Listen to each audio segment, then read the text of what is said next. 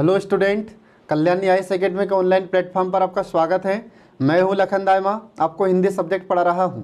Hindi subject एक ऐसा subject है फ्रेंड्स जो आपके एमपीपीएससी मेंस में बहुत ही इम्पोर्टेंट है और एमपीपीएससी के अलावा अन्य राज्यों के जो लोक सेवा आयोग हैं उनके द्वारा जो मुख्य परीक्षा आयोजित की जाती है उसमें भी हिंदी सब्जेक्ट बहुत ही महत्वपूर्ण है।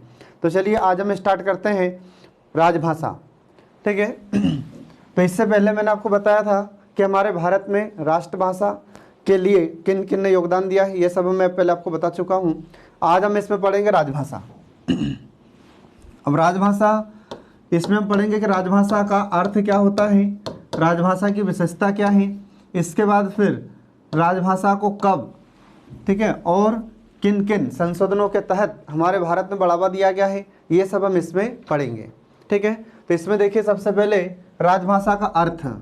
अब राजभाषा का अर्थ क्या होता है फ्रेंड्स, तो आपको याद रखना है कि सरकार द्वारा समस्त कार्य जिस भाषा में किया जाता है उसे हम राजभाषा कहते हैं। ये राजभाषा का अर्थ होता है। क्या होता है इसका अर्थ, फिर से सुन लीजिए कि सरकार द्वारा समस्त कार्य, इसका अर्थ आपको याद रखना है कि सरकार द्वारा समस्त कार्य जिस भाषा में किया जाता है, समस्त कार्य जिस भाषा में किया जाता है उसे हम राजभाषा कहते हैं। ठीक है, ये आपको इसमें ध्यान रखना है फ्रेंड्स। तो एग्जाम में अगर आपसे क्वेश्चन पूछा जाता है कि राजभाषा को परिभाषित कीजिए, तो आपको इसमें कुछ नहीं करना है, बस ये बताना है कि सरकार द्वारा समस्त कार्य जिस भाषा में किया जाता है उसे हम राजभाषा कहते हैं। ये इसको सरल भाषा में आप लोग याद रखना। ठीक है।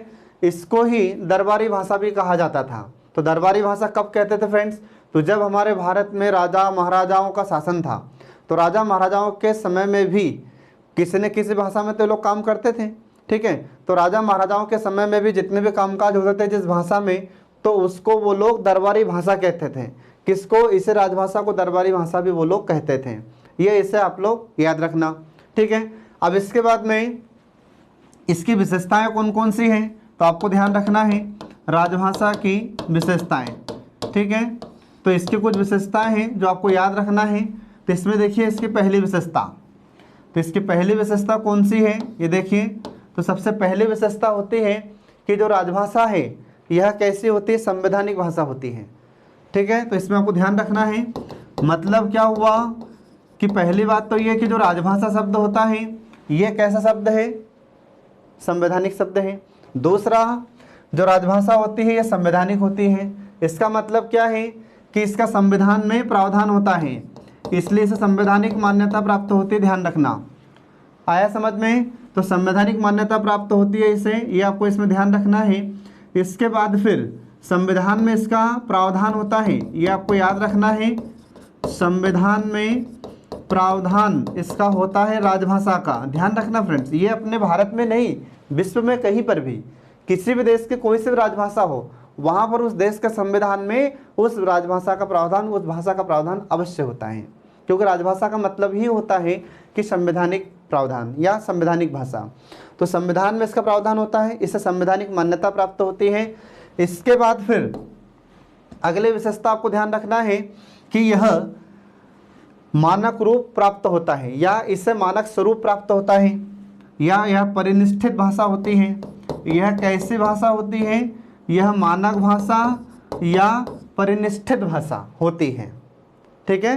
तो मानक भाषा या परिनिष्ठित भाषा का मतलब क्या है, तो सरकार जिस भाषा में कार्य करे, जिसको मान्यता प्राप्त हो, आ रहा समझ में, तो उसे हम कहते हैं मानक भाषा। तो राजभाषा क्या होती है, मानक भाषा का स्वरूप इससे प्राप्त होता है। तो ये आपको इसमें ध्यान रखना है। ठीक है ना। इसके बाद फिर अगली विशेषता इसकी क्या है, तो इसकी अगली विशेषता आपको ध्यान रखना है कि जो राजभाषा होती है इसका क्षेत्र कैसा होता है, तो इसका क्षेत्र सीमित होता है। इसमें आपको ध्यान रखना है। अगली विशेषता है फ्रेंड्स कि जो राजभाषा होती है इसका क्षेत्र कैसा होता है, सीमित होता है। अब ये कैसे, तो आप देखते हैं कि जैसे हमारे भारत में संविधान की अनुसूची 8 में कितनी राजभाषाएं हैं, तो उसमें 22 राजभाषाओं का प्रावधान है। ठीक है। तो जैसे हम देखते हैं कि अलग अलग राज्य की अलग अलग राजभाषा है। जैसे हमारा मध्य प्रदेश है, तो मध्य प्रदेश की राजभाषा क्या है, हिंदी है।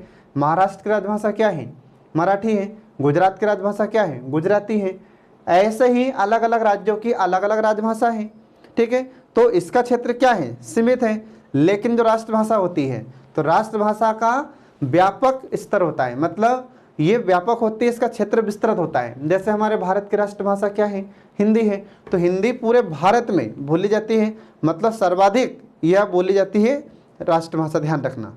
तो राष्ट्रभाषा का क्षेत्र विस्तृत होता है और इसका क्षेत्र छोटा होता है, सीमित होता है, ये आपको इसमें ध्यान रखना है।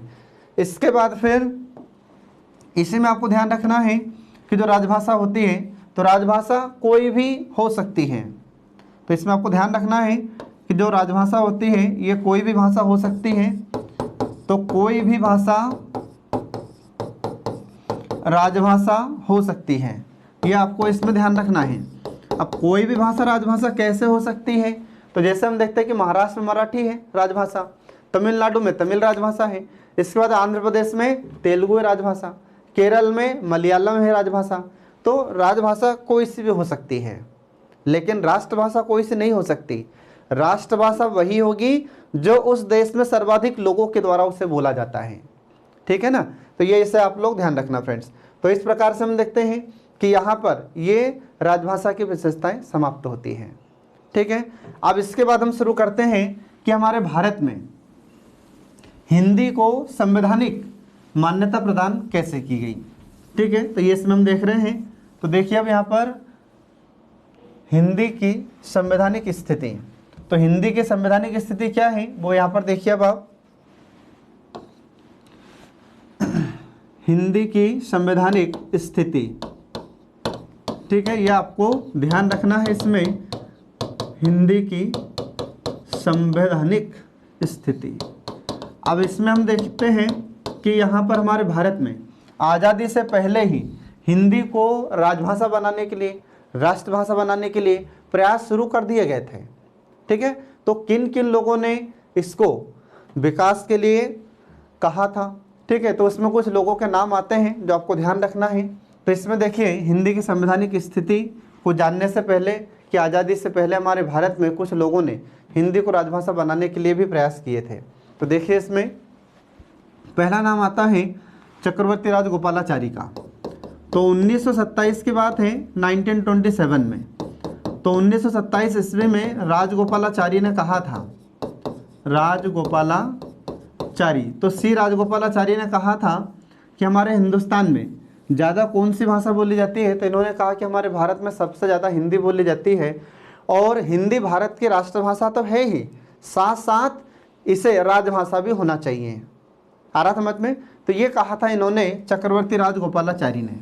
तो इनका स्टेटमेंट आपको याद रखना है, 1927 में 1927 में इन्होंने कहा था कि हमारे भारत में हिंदी राष्ट्रभाषा तो है ही, लेकिन साथ साथ हिंदी राजभाषा भी होनी चाहिए, ये इन्होंने कहा था चक्रवर्ती राजगोपालाचारी ने, ठीक है। ये आपको इसमें ध्यान रखना है। इसके बाद फिर 1928 में 1928 में, तो 1928 में 1928 ईस्वी में नेहरू रिपोर्ट आती है और नेहरू रिपोर्ट में कहा गया था, ध्यान रखना फ्रेंड इसमें। तो नेहरू रिपोर्ट कब आती है 1928 में, और इस रिपोर्ट में यह कहा गया था कि हिंदी राजभाषा होगी। मतलब इन्होंने ये कहा था कि उस समय हिंदी का प्रचार प्रसार अधिक था, हिंदी का क्षेत्र विस्तृत था। तो इन्होंने कहा कि हिंदी तो राष्ट्रभाषा थी, लेकिन आने वाले समय में हिंदी राजभाषा होनी चाहिए। तो इन्होंने भी हिंदी को राजभाषा बनाने की सिफारिश की थी। तो इस रिपोर्ट में भी हिंदी को राजभाषा बनाने की सिफारिश की गई थी। तो ये आज़ादी से पहले हमारे भारत में प्रयास शुरू हो गए थे, ठीक है। ये आपको इसमें ध्यान रखना है। इसके बाद फिर आगे बढ़ते हैं। तो हमारे भारत में जब स्वतंत्रता प्राप्त हुई थी, तो स्वतंत्रता प्राप्ति के पश्चात हम देखते हैं कि हमारे भारत में हिंदी को राजभाषा बनाने की शुरुआत होती है। तो राजभाषा संबंधी हमारे भारत में सबसे पहले संविधान सभा में प्रस्ताव किसने पेश किया था, ये क्वेश्चन हमसे बार बार पूछा जाता है, ठीक है। तो हमारे भारत में गोपाल स्वामी अयंगर ये ऐसे व्यक्ति थे जिन्होंने संविधान सभा में हिंदी को राजभाषा बनाने संबंधी प्रस्ताव पेश किया था। ये एग्जाम में बार बार क्वेश्चन पूछा जाता है, तो आपको याद रखना होगा। क्या नाम था उनका, गोपाल स्वामी अयंगर, इनका नाम आपको याद रखना है, बार बार इनसे क्वेश्चन पूछा जाता है। तो इन्होंने क्या किया था फ्रेंड्स, तो इन्होंने हमारे भारत में हिंदी को राजभाषा बनाने संबंधी संविधान सभा में प्रस्ताव पेश किया था। ठीक है, तो इनको याद रखना। तो अगर आपसे क्वेश्चन पूछा जाता है कि हिंदी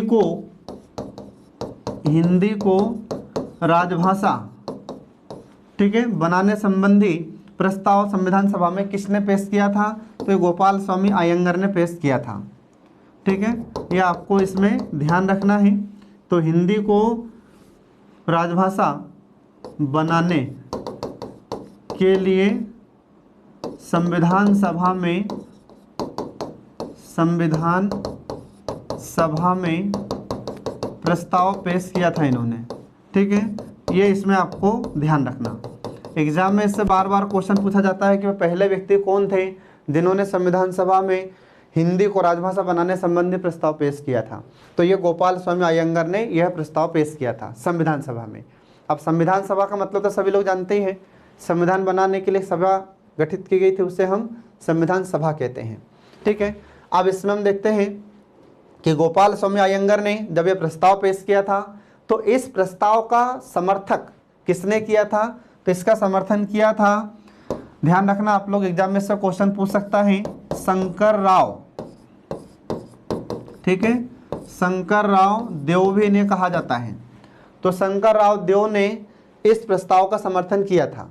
तो एग्जाम में अगर आपसे क्वेश्चन पूछा जाता है कि जब गोपाल स्वामी अयंगर ने हिंदी को राजभाषा बनाने संबंधी प्रस्ताव संविधान सभा में पेश किया था तो उस प्रस्ताव का समर्थन किस व्यक्ति ने किया था, तो ये शंकर राव देव ने इनका समर्थन किया था।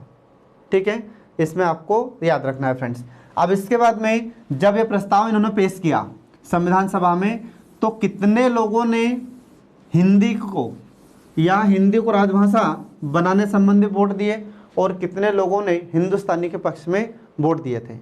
अब यहाँ पर हिंदुस्तानी और हिंदी इसमें क्या अंतर है, तो ध्यान रखना फ्रेंड्स कि जो हमारी हिंदी होती है ये हमारी शुद्ध हिंदी होती है और जो हिंदुस्तानी होती है हिंदुस्तानी, ये हिंदी और उर्दू दोनों का मिश्रण होता है। ठीक है, तो इसे आप लोग याद रखना, कंफ्यूज मत होना। तो हिंदी क्या है, तो ये हिंदी हमारी शुद्ध हिंदी है और हिंदुस्तानी क्या है, तो ये उर्दू और हिंदी का मिश्रण है, जैसे हिंदुस्तानी कहते हैं। तो जब गोपाल स्वामी अयंगर ने यह प्रस्ताव पेश किया हिंदी को राजभाषा बनाने संबंधी, तो हिंदी को राजभाषा बनाने के लिए संविधान सभा में 78 वोट मिले। कितने, 78। तो 78 लोगों ने इसमें वोट दिया था हिंदी के लिए और 78 वोट दिए थे। और इसके बाद में जो हिंदुस्तानी थी, मतलब उर्दू और हिंदी का मिश्रण हिंदुस्तानी कहलाती है और हिंदुस्तानी के पक्ष में 77 वोट आए थे। ठीक है, तो याद रखना आप लोग, हिंदुस्तानी के पक्ष में 77 वोट पड़े और हिंदी के पक्ष में 78 वोट दिए गए थे। तो फिर ज़्यादा वोट किसे मिले, तो ज़्यादा वोट मिले हिंदी को, इसलिए हिंदी को राजभाषा के रूप में स्वीकार किया हमारी संविधान सभा ने। याद रखना, अगर एग्जाम में आपसे क्वेश्चन पूछा जाता है कि जब संविधान सभा में राजभाषा के लिए प्रस्ताव पेश किया था गोपाल स्वामी अयंगर ने, तो उस समय हिंदी को कितने वोट प्राप्त हुए थे, तो ये 78 वोट प्राप्त हुए थे। ठीक है, ये इसमें आपको ध्यान रखना है फ्रेंड्स। अब इसके बाद में जब 78 वोट हिंदी को प्राप्त हुए तो फिर हमारी संविधान सभा ने भी हिंदी को राजभाषा के रूप में स्वीकार कर लिया। ठीक है, अब इसके बाद में हमारे भारत में कुछ ऐसे भी सदस्य थे संविधान सभा के जो हिंदी के अलावा कोई दूसरी भाषा को राजभाषा बनाने की फिराक में थे। ठीक है, तो इसमें हम देखते हैं कि कुछ ऐसे भी सदस्य थे जिन्होंने कहा था कि हिंदुस्तानी राजभाषा होनी चाहिए। तो हिंदुस्तानी के समर्थन में कौन कौन थे, उनका नाम आपको ध्यान रखना है। फिर इसके बाद में हिंदी के समर्थक कौन कौन थे। ठीक है, फिर इसमें 2 गुट हो जाते हैं ऐसे ही। तो पहले इसमें ये देखिए कि हिंदुस्तानी का समर्थन करने वाले लोग कौन कौन थे। हिंदुस्तानी का समर्थन, तो जो हिंदुस्तानी का समर्थन करने वाले सदस्य थे तो उनमें नाम आपको ध्यान रखना है। तो जो हिंदुस्तानी भाषा थी, हिंदुस्तानी का मतलब उर्दू और हिंदी का मिश्रण हिंदुस्तानी भाषा कहलाती है। ठीक है ना। अब जो हिंदुस्तानी भाषा थी तो इसका समर्थन किन किन लोगों ने किया था, तो इनके नाम आपको ध्यान रखना है। तो इसमें 3 लोग थे। तो ये 3 लोग कौन कौन थे, एक तो थे हमारे राष्ट्रपिता महात्मा गांधी। ठीक है ना, पहला नाम आपको ध्यान रखना है महात्मा गांधी का। इसके बाद फिर दूसरा नाम आता है पंडित जवाहरलाल नेहरू का, पंडित जवाहरलाल नेहरू। ये भी किसके समर्थन में थे? तो ये भी हिंदुस्तानी के ही समर्थन में थे।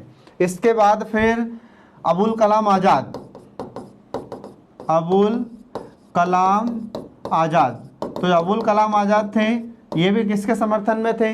तो ये हिंदुस्तानी के समर्थन में थे। ये आपको इसमें ध्यान रखना है फ्रेंड्स, ठीक है। इसके बाद फिर हम आगे बढ़ते हैं कि जब संविधान सभा में हिंदी को राजभाषा बनाने की चर्चा हो रही थी तो उस समय कुछ ऐसे लोग थे जो हिंदी का समर्थन कर रहे थे और कुछ ऐसे लोग थे जो हिंदी का विरोध कर रहे थे। तो इसमें दो गुट हो गए फिर। तो दो गुट कौन कौन से हुए, उनके नाम भी आपको ध्यान रखना है। तो एक गुट हुआ हिंदी का समर्थन करने वाला और दूसरा गुट हुआ हिंदी का विरोध करने वाला, ठीक है। तो इसमें देखिए गुट, तो दो गुट हुए हिंदी के पक्ष में और विपक्ष में। तो दो गुट कौन सा हुआ? तो एक हुआ हिंदी का समर्थन करने वाला, तो हिंदी के संबंध में गुट, यहाँ पर ऐसा आपको याद रखना है कि हिंदी के संबंध में गुट, ठीक है, ये आपको इसमें ध्यान रखना है। अब हिंदी के संबंध में दो गुट हुए, तो कौन कौन सा? तो एक हुआ हिंदी का समर्थन करने वाला गुट, एक हुआ हिंदी के समर्थन में और दूसरा गुट हुआ हिंदी के विरोध में, ठीक है, हिंदी के विरोधी। तो एक हुआ हिंदी का समर्थन करने वाला गुट और दूसरा हुआ हिंदी का विरोधी। तो हिंदी के समर्थन करने वाला कौन कौन थे, ये नाम इनके देखिए। तो पहला नाम इसमें देखिए हिंदी का समर्थन करने वाला, तो गोपाल स्वामी अयंगर, इन्होंने तो हिंदी को राजभाषा बनाने के लिए प्रस्ताव पेश किया ही था। तो पहला नाम इसमें आ जाता है गोपाल स्वामी अयंगर का, ठीक है ना। तो इसमें पहला नाम आपको ध्यान रखना है गोपाल स्वामी अयंगर। दूसरा नाम आपको ध्यान रखना है शंकर राव, तो इन्होंने समर्थन किया था, शंकर राव देव। और इसके बाद में तीसरा है के एम मुंशी, के एम मुंशी, ठीक है ना। ये इनका नाम ध्यान रखना आप। के एम मुंशी का फुल फॉर्म क्या है? कन्हैयालाल मणिकलाल मुंशी, ये इनका पूरा नाम है। ये इसमें आपको ध्यान रखना है। अब हिंदी के विरोधी कौन कौन है? तो हिंदी के विरोधी में देखिए सबसे पहले पोट्टी श्री रामुल्लू, क्या नाम है? पोट्टी श्री रामुल्लू। तो ये पोट्टी श्री रामुल्लू ये वही व्यक्ति है जिसने भाषा के आधार पर आंध्र प्रदेश की मांग की थी, ठीक है। तो ये पोट्टी श्री रामुल्लू ये हिंदी का विरोधी था। इसके बाद फिर दूसरे व्यक्ति का नाम आपको ध्यान रखना है इरोड रामास्वामी, ठीक है, ये इनका नाम आपको ध्यान रखना है। तो इरोड रामास्वामी ये भी इसका विरोधी था, ये नहीं चाहते थे कि हिंदी राजभाषा बने, ठीक है। इसके अलावा और भी बहुत सारे लोग थे, पर ये इतने नाम आपको ध्यान रखना है। अब अगर एग्जाम में आपसे क्वेश्चन पूछता है तो आपको आंसर कैसे लिखना है और कैसे इससे क्वेश्चन पूछेगा। तो क्वेश्चन आपसे पूछ सकता है कि जब संविधान सभा में हिंदी को राजभाषा बनाने की चर्चा हो रही थी तो उस समय हिंदी के संबंध में दो गुट हुए थे, उन गुट का नाम बताइए और उसमें सदस्यों के नाम बताइए। तो एक गुट का नाम हुआ हिंदी का समर्थन करने वाला और दूसरा गुट हुआ हिंदी का विरोधी, हिंदी का विरोध करने वाला गुट, ठीक है। तो इसमें हिंदी का समर्थन करने वाले इन लोगों के नाम आपको लिख देना है और ये हिंदी का विरोध करने वाले लोग थे, ठीक है। तो ये दक्षिण भारत के थे, ये लोग नहीं चाहते थे कि हिंदी राजभाषा बने क्योंकि इनको हिंदी आती नहीं थी दक्षिण वालों को, ठीक है। ये ऐसी समस्याएं थी। तो इसमें आपको ध्यान रखना है ये दो गुट हुए, ठीक है, इसको याद रखना आप लोग। अब इसके बाद में आगे बढ़ते हैं, आगे देखिए इसमें तो हमारे भारत में और भी कुछ ऐसे लोग थे जिन्होंने हिंदी का विरोध किया था, कुछ ने समर्थन किया था, तो बहुत सारे लोग थे। यहाँ पर कुछ जो इम्पोर्टेंट लोग थे उनके नाम हमने आपको बताए हैं। अब इसके बाद हम देखते हैं कि कन्हैयालाल मणिकलाल मुंशी और गोपाल स्वामी अयंगर इन्होंने एक फार्मूला दिया था, ठीक है। तो हिंदी के संबंध में इन्होंने एक फार्मूला दिया था, इसलिए इस फार्मूले का नाम हुआ अयंगर मुंशी फार्मूला, ठीक है। तो इन्होंने क्या दिया था तो वो देखिए मैं आपको बताता हूँ। हिंदी के संबंध में इन्होंने एक फार्मूला दिया था, किसने किसने, गोपाल स्वामी अयंगर ने और कन्हैयालाल मणिकलाल मुंशी, के एम मुंशी, ये दोनों ने मिलकर एक फार्मूला दिया था जिसको अयंगर और मुंशी फार्मूला कहते हैं। ठीक है, तो इसमें आपको ध्यान रखना है हिंदी के संबंध में, हिंदी के संबंध में अयंगर और या अयंगर मुंशी फार्मूला। ठीक है, अयंगर मुंशी फार्मूला, ये आपको इसमें ध्यान रखना है। अब ये क्या था, इन्होंने कौन सी बात बोली, तो इन्होंने 3 बातें बताई थी। कौन सी 3 बातें बताई हैं, तो ये इसमें देखिए फार्मूला में, तो सबसे पहला फार्मूला इन्होंने ये बताया, सबसे पहली पॉइंट या सबसे पहली बात इन्होंने ये बताया कि हिंदी राजभाषा होनी चाहिए। तो क्यों कहा इन्होंने ऐसा, तो इन्होंने कहा कि हिंदी भारत की राष्ट्रभाषा तो है ही, ठीक है, तो इस राजभाषा भी होना चाहिए। ये इन्होंने पहला पॉइंट बताया इसमें, या पहली बात बोली।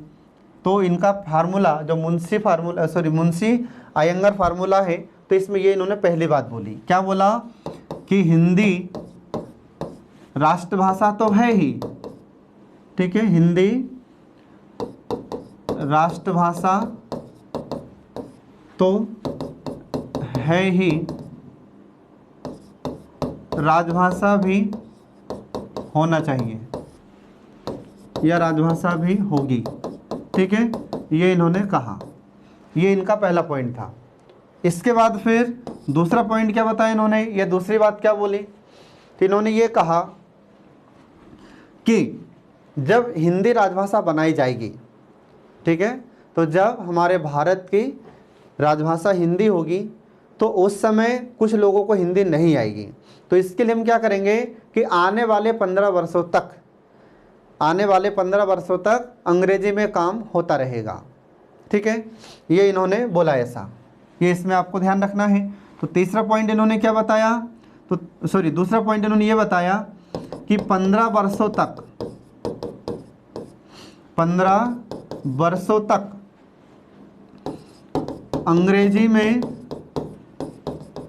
अंग्रेजी में काम होता रहेगा। आ रहा समझ सबको, ये इन्होंने ऐसा बताया। तो इन्होंने क्या बोला, तो इन्होंने बोला कि देखो इस समय लोगों को हिंदी नहीं आ रही है तो ठीक है, कोई बात नहीं, लेकिन आने वाले समय में 15 वर्षों तक हम अंग्रेजी में कामकाज करते रहेंगे, तब तक लोग हिंदी सीख जाएंगे। ठीक है, तो ये इसमें ऐसा इन्होंने प्रावधान करवाया। तो ये अयंगर मुंशी फार्मूला का दूसरा पॉइंट था।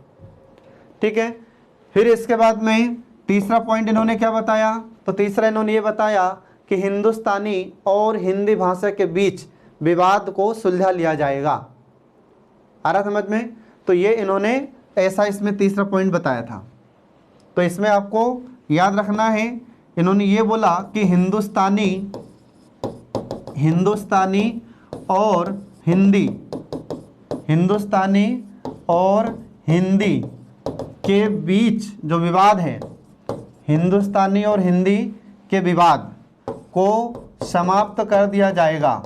ये इन्होंने ऐसा तीसरा पॉइंट बताया था। तो ये 3 बातें इन्होंने अपने फार्मूले में बताई थी। किसने, अयंगर ने और मुंशी ने। अयंगर का फुल फॉर्म गोपाल स्वामी अयंगर और मुंशी का फुल फॉर्म कन्हैयालाल मणिकलाल मुंशी।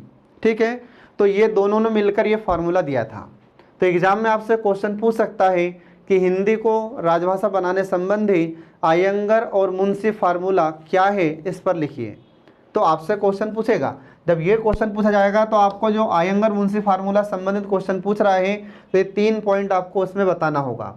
अगर ये 3 पॉइंट एज इट इज आप लिख देते हैं तो इसमें पूरे के पूरे 3 नंबर आपको मिलेंगे, एक भी नंबर आपका नहीं कटेगा।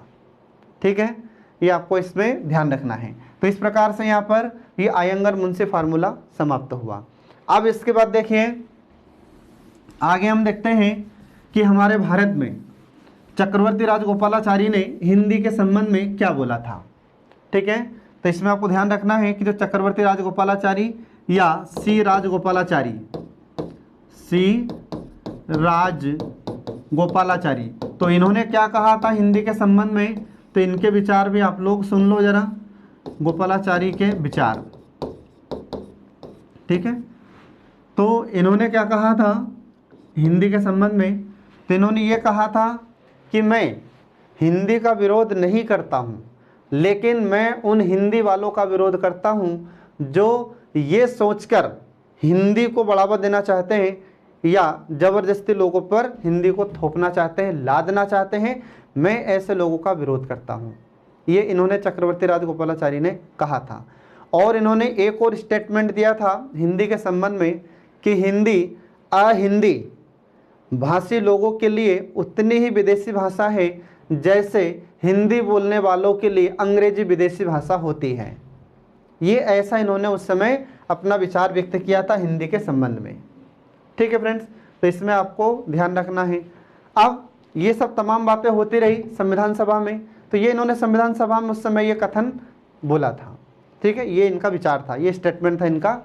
अब इस समय अपन देखते हैं कि संविधान सभा में हिंदी को बनाने संबंधी चर्चा हो रही थी। अब 11 सितंबर 1949 से लेकर 14 सितंबर 1949 तक इस पर बहुत चर्चा हुई हिंदी को राजभाषा बनाने संबंधी। अंतिम रूप से क्या हुआ, तो अंतिम में 14 सितंबर 1949 को हिंदी को राजभाषा का दर्जा दे दिया जाता है और उसी 14 सितंबर 1949 से हमारे भारत में प्रत्येक वर्ष हम हिंदी दिवस के रूप में मना रहे हैं। ठीक है, तो इसमें आप लोगों को याद रखना है। तो एग्जाम में आपसे क्वेश्चन पूछ सकता है कि हिंदी को राजभाषा के रूप में मान्यता कब प्रदान की गई थी फ्रेंड्स, तो आपको याद रखना है। और इस पर चर्चा कब से कब तक हुई थी, तो इसमें आपको ध्यान रखना है 11 सितंबर, ठीक है, 11 सितंबर 1949 से 14 सितंबर 1949 तक हिंदी को राजभाषा बनाने के लिए चर्चा हुई थी। ठीक है, और अंत में संविधान सभा ने 14 सितंबर 1949 को, याद रखना इसको, बहुत इंपॉर्टेंट है, एग्जाम में आपसे क्वेश्चन इससे कई बार पूछा गया है। अंत में संविधान सभा ने 14 सितंबर, ठीक है, 1949 को हिंदी को राजभाषा के रूप में स्वीकार कर लिया। हिंदी को राजभाषा के रूप में स्वीकार कर लिया। तो इसमें आपको ध्यान रखना है। तो एग्जाम में अगर आपसे क्वेश्चन पूछा जाता है कि हिंदी को राजभाषा के रूप में कब मान्यता प्रदान की गई थी, तो ये 14 सितंबर 1949 को हिंदी को राजभाषा के रूप में मान्यता प्रदान कर दी गई। और इसीलिए हम देखते हैं कि प्रत्येक वर्ष 14 सितंबर को, प्रत्येक वर्ष 14 सितंबर को हिंदी दिवस मनाया जाता है। तो इसको ध्यान रखना फ्रेंड्स, एग्जाम में से क्वेश्चन आपसे पूछा जा सकता है।